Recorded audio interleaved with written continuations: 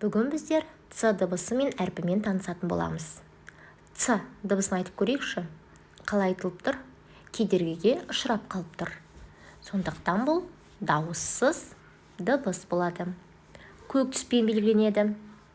Енді ц әрпін жіппен жасап көр. Келесі біздер ненің суретін көріп тұрмыз? Цирктің суретін көріп тұрмыз. Цирк дегенде неден басталып тұр? Ц деген дыбыстан басталып тұр екен. Енді сөздерді оқып көрейік. Цех, цирк, цемент, мотоцикл. Цех, цирк дегенде біздерде бір буынды сөздер. Себебі ішінде бір дауысты дыбыс бар. Цемент дегенде екі дауысты дыбыс бар. Сондықтан екі буын болады. Мотоцикл үш буын. Себебі ішінде үш дауысты дыбыс бар. Сөзде қанша дауысты дыбыс болса, сонша буын болады.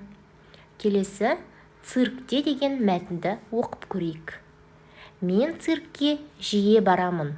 Өйткені онда бәрі қызық. Хайуанаттар өнер көрсетеді. Аю велосипед тебеді. Піл доппен ойнайды. Сайқымазақтар көрермендерді күлдіреді. Мәтінде не туралы айтылған? Мәтінде цирк туралы айтылған. Циркте өте қызықты болады екен. Онда жануарлар өнер көрсетеді екен. Келесі бізге ребус берілген. Сол ребусты шешіп көрейік. Бірінші ненің суретін көріп тұрмыз? Күннің суреті. Күн дегенде екі әріпті алып тастаймыз, к қалады. Келесі 10. 10 деген сөзді алып қаламыз.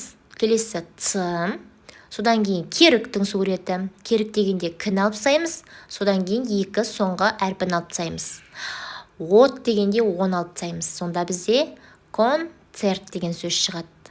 Концерт. Ц әрпі бар ма? Ц әрпі сөздің ортасында келіп тұр екен. Буынға бөліп көрейікші. Концерт. Неше буын? Екі буын. Себебі ішінде екі дауысты дыбыс бар. Ал енді дыбыстық талдау жасап көрейікші. К әрпі қандай дыбыс? Дауыссыз дыбыс.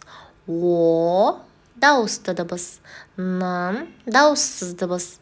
Ц дауыссыз дыбыс. Е дауысты дыбыс. Р дауыссыз дыбыс. Т дауыссыз дыбыс.